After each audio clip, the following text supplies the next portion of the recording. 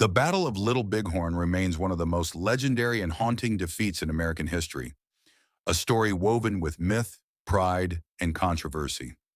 At first, it was celebrated as a tragic but noble loss, General George Armstrong Custer and his brave soldiers making a heroic final stand against a savage enemy.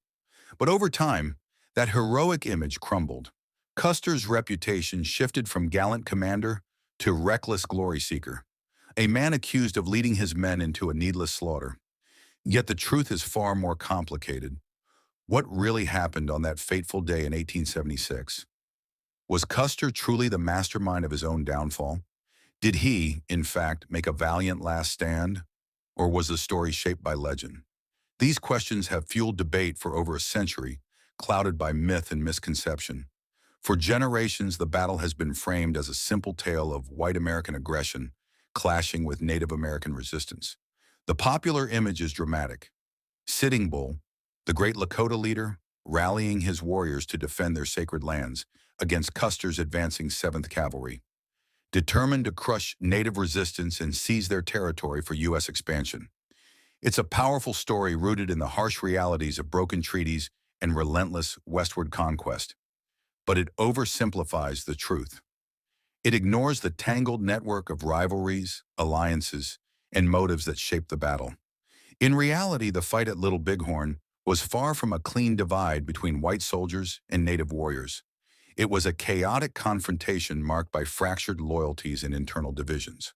Sitting Bull's call to arms drew around 10,000 followers, an extraordinary number for the Plains tribes, but still only a portion of the Native population. Many Lakota, Dakota, Cheyenne, and Arapaho chose not to join him. Some tribes, like the Arikara and Crow, even fought against him, siding with the U.S. Army. 33 Native scouts rode with Custer that day, and several of them fell beside him in the dust of the battlefield. These alliances were built not on unity, but on survival. Sitting Bull's warriors were themselves no strangers to intertribal warfare. They often targeted rival tribes who sided with the Americans. Bloody Knife, one of Custer's most trusted Arikara scouts, despised Sitting Bull because his family had been massacred in a Lakota raid. Likewise, the Crow viewed Sitting Bull not as a defender, but as a trespasser on their ancestral lands near the Little Bighorn River. To them, Custer wasn't the invader. Sitting Bull was. So the truth is that this was not merely a clash between Americans and natives, but a battle of divided peoples, a tragic struggle where Native warriors fought on both sides. The American West was a harsh landscape of competing interests where survival often outweighed loyalty. Simplifying the Battle of Little Bighorn into a neat story of us versus them strips away the deep human complexity behind it. But what of Custer himself? Was he a reckless fool or a courageous commander? As in most of history, the answer lies somewhere in between. The idea that Custer charged blindly into battle and got all his men killed is a myth. In fact, the majority of his 7th Cavalry survived. Custer led about 650 soldiers, officers, and scouts into the Little Bighorn Valley. Of those, 268 were killed, a devastating loss, but far from total annihilation. What actually happened is that the specific detachment under Custer's direct command was wiped out. His regiment was divided into 12 companies, each with roughly 50 men, plus additional scouts and civilians. It was this division, and Custer's decision to separate his forces, that sealed the fate of his contingent and turned the battle into one of America's most enduring military disasters. 5 of Custer's 12 companies rode with him into battle, and nearly all of them were wiped out alongside their commander, save for a few messengers and scouts he had dispatched before the final assault.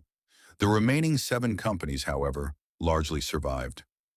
One guarded the supply train, while the other 6 were split between Custer's subordinates, Major Marcus Reno and Captain Frederick Benteen. Though they suffered casualties, roughly 400 men survived under Reno and Benteen's command, including both officers themselves. Contrary to the popular image of a reckless charge, Custer's attack was not a spontaneous act of madness, but part of a coordinated strategy. His plan called for Reno to attack from the south, Custer to strike from the north, and Benteen to swing west to block any retreat from Sitting Bull's encampment. When Custer separated from Reno and Benteen, He did so with a clear plan in motion. But as the battle unfolded and he discovered that the native camp was much larger than expected, Custer adjusted his approach and sent orders to Benteen requesting reinforcements and additional ammunition. Those orders famously went unanswered. Benteen's delay left Custer isolated, forcing him to press the attack with fewer men than intended before his element of surprise vanished. Perhaps it was unwise to advance without support, but it wasn't the rash, thoughtless move history often paints it as. At the time, U.S. military doctrine held that native forces posed little threat unless they vastly outnumbered their opponents, a belief reinforced by years of frontier warfare, including Custer's own victories. With over 200 men directly under his command and nearly 450 more under Reno and Benteen attacking elsewhere, Custer had every reason to believe the plan would succeed. Hindsight reveals his tragic miscalculation, but from his perspective, the odds didn't appear hopeless. Since no one from Custer's immediate command survived, our understanding of his final moments relies on native eyewitness accounts and archaeological evidence. What we know is that Custer tried to force a crossing at the Little Bighorn River, but was driven back by fierce native resistance. Accounts diverge from there. Some native witnesses described an officer in a buckskin coat and broad hat, matching Custer's known attire, being shot from his horse early in the fight, causing panic among his men. Yet Custer's body was later found nearly a mile away on the rise now known as Custer Hill, suggesting he survived the river fight and continued leading until the end. Realizing the opposition was too strong, Custer retreated up the bluffs to higher ground. The retreat turned bloody. Many of his men were killed crossing back over the river, and the survivors regrouped on the surrounding hills. The infamous Last Stand occurred at the top of Custer Hill, though there were actually two separate final stands. Roughly half of the men who survived the river skirmish fell back to a nearby rise, now called Calhoun Hill, named for Custer's brother-in-law, Lieutenant James Calhoun. His detachment held out briefly before being overwhelmed and wiped out. Only around 40 men remained alive when Custer and the remnants of his command made their final stand at the top of the hill that now bears his name. Whether Custer himself was the last to die, as countless paintings and legends suggest, remains uncertain. Sitting Bull later told reporters that his warriors said long hair was the final man alive, comparing his hair to a stalk of corn surrounded by fallen ears. Yet other versions tell different stories. The Cheyenne warrior Yellow Nose claimed he struck down the last American on the hill with a powerful blow to the head. A body fitting his description was found and identified as Custer's brother, Tom. Other native accounts spoke of a mounted officer who, upon realizing he was the last survivor, turned his pistol on himself rather than be killed. An officer matching that description, later identified as Lieutenant Henry Harrington, was found apart from the main cluster of bodies with a self-inflicted gunshot wound. In the end, Custer and his final few men did indeed make their stand atop the hill, fighting to the last. But who died last, and how exactly Custer met his fate, remains one of history's enduring mysteries. A haunting question left unanswered on the windswept bluffs of the Little Bighorn. Where were the rest of Custer's men during his final moments? 3 companies under Major Marcus Reno were supposed to attack the southern end of Sitting Bull's camp at the same time Custer attacked from the north, while Captain Frederick Benteen had been ordered to bring up reinforcements before the main assault began. But neither plan unfolded as intended. Those who defend Custer often shift the blame toward Reno and Benteen, arguing that had they carried out their orders, Custer and his men might have survived. Custer's widow, Libby Custer, was among the most outspoken critics of Reno and Benteen after her husband's death. She even blocked the construction of a monument in Reno's honor, declaring that the Army should not glorify the one coward of the regiment. But as with much about Little Bighorn, the truth is far more complex. Let's begin with Major Reno. His mission was to strike the southern portion of the native camp, drawing attention away from Custer's northern advance. Reno did in fact launch his attack and was the first to engage the enemy that day. However, like Custer, he drastically underestimated the size and strength of the native forces and called for a retreat less than an hour later. Was this an act of cowardice or the result of intoxication, as some later claimed? Eyewitnesses reported that Reno had been drinking prior to the battle. Private William Taylor recalled seeing Reno and several officers passing around a bottle filled with amber-colored liquid and said Reno's commands were slurred. Others corroborated this story, and Reno would later face a court-martial and be dismissed from the Army in 1880 after a drunken fistfight. However, it wasn't unusual for soldiers in the 19th century to drink before battle. Native survivors noted that many of the American soldiers' flasks contained whiskey rather than water. A bit of liquid courage was common practice. The more pressing question is whether Reno's drinking had any real impact on the defeat. The answer is likely no. His attack was doomed not because of hesitation, but because he faced overwhelming numbers. With only 140 men against thousands of well-armed and skilled native warriors, Reno's force stood little chance. The native fighters possessed rifles and used them effectively, inflicting heavy losses. By the time Reno ordered the retreat, roughly one-third of his men were dead or wounded. If Reno made a mistake, it wasn't that he withdrew too soon, it was that he waited too long, sacrificing too many lives in a hopeless fight. Captain Benteen, on the other hand, has often been cast as the greater villain of the story. He halted his advance and ignored Custer's urgent orders for reinforcements. Many have argued that if anyone deserves blame for Custer's death, it's him. Yet a closer look complicates that judgment. When Reno's assault collapsed, Benteen's left flank was left completely exposed. Had he continued his planned advance, his men would likely have been surrounded and wiped out once Reno's troops were defeated. Instead, Benteen made the tactical decision to abandon the offensive and join forces with Reno's survivors on higher ground, where they could better defend themselves. Strategically, it was the right move, but it left Custer isolated. We know Benteen received Custer's written orders for reinforcements, yet he never followed them.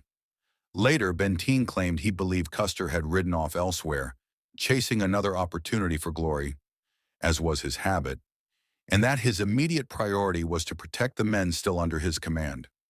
With native warriors regrouping after defeating Reno, both Benteen and Reno concluded that sending any portion of their troops into the unknown would be suicidal.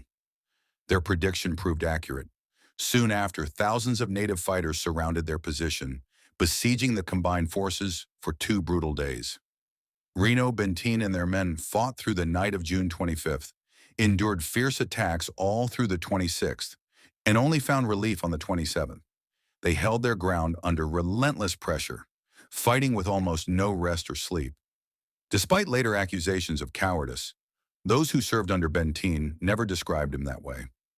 In the end, both he and Reno fought bravely to keep their men alive, even as Custer and his detachment were wiped out just a few miles away. Wherever Captain Benteen went, hope seemed to follow.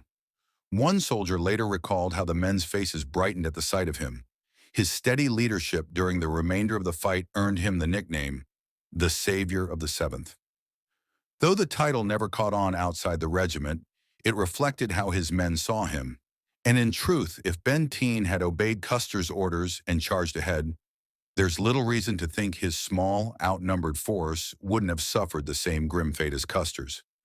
It's possible that Benteen's arrival might have changed the outcome, perhaps even saved Custer, if he had reached him in time. But it's just as likely that he and his men would have been overwhelmed and killed, leaving Reno's weakened forces defenseless and doomed. In that sense, Benteen's decision to hold back probably saved hundreds of lives. When a court of inquiry convened in 1879 to investigate the battle, it found no grounds to blame either Reno or Benteen for their actions. Ultimately, neither man caused the loss of 268 Americans that day. In fact, they were likely the reason the death toll wasn't far higher. But focusing on Custer's blunders, Reno's alleged drunkenness, or Benteen's supposed betrayal, misses the deeper truth about the Battle of the Little Bighorn. The obsession with finding fault among the Americans reflects a much larger misconception, that the defeat must have resulted from U.S. failures rather than native success. The battle stunned the United States because most Americans couldn't imagine that their modern, powerful army could be beaten by people they dismissed as savages. Surely, they thought, it had to be an American mistake, because the native warriors couldn't have possibly won on their own. In reality, Sitting Bull and his warriors earned that victory through skill, strategy, and determination. Sitting Bull's followers were exceptional fighters. Only a week before Little Bighorn, On June 18, 1876, roughly 1,500 of his warriors, led by the Lakota war chief, Crazy Horse, had defeated an American force of similar size under General George Crook at the Battle of the Rosebud River.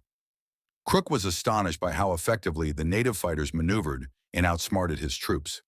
This victory alone disproved the U.S. Army's long-standing belief that native forces were only dangerous when vastly outnumbering their opponents. Unfortunately for Custer, news of that earlier defeat never reached him. The Lakota and Cheyenne were not primitive fighters.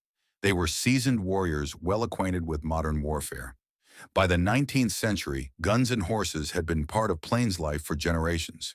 Young native boys learned to shoot and ride at an age when most white American children were still in school. The men who fought at Little Bighorn were not just brave. They were trained, disciplined, and highly capable soldiers. Beyond their skill, they had something even stronger, a cause worth dying for. Sitting Bull's people were fighting for their very existence, for their land, their freedom, and their way of life. The U.S. government's relentless expansion aimed to destroy their culture and confine them to reservations. Custer's troops were fighting a military campaign. Sitting Bull's warriors were fighting for the survival of their world. History proved their fears justified. After Little Bighorn, the U.S. poured more troops into the plains, crushing resistance and forcing Sitting Bull to surrender in 1881. The battle was their greatest triumph, but also their last. In the end, it wasn't American arrogance or blunder alone that decided the outcome, but the skill, unity, and courage of thousands of native warriors who fought with everything they had. Still, because of the mystery surrounding Custer's final moments and the powerful emotions tied to his name, myths continue to cloud the truth. The same debates that began in 1876 still echo today. Was Custer a hero or a fool? Did he die because of his own misjudgment or because his officers abandoned him? Should history remember it as Custer's defeat or Sitting Bull's victory? We may never know every detail, but the Battle of the Little Bighorn will forever stand as one of history's most complex and hotly debated encounters, where bravery, tragedy, and perspective intertwine.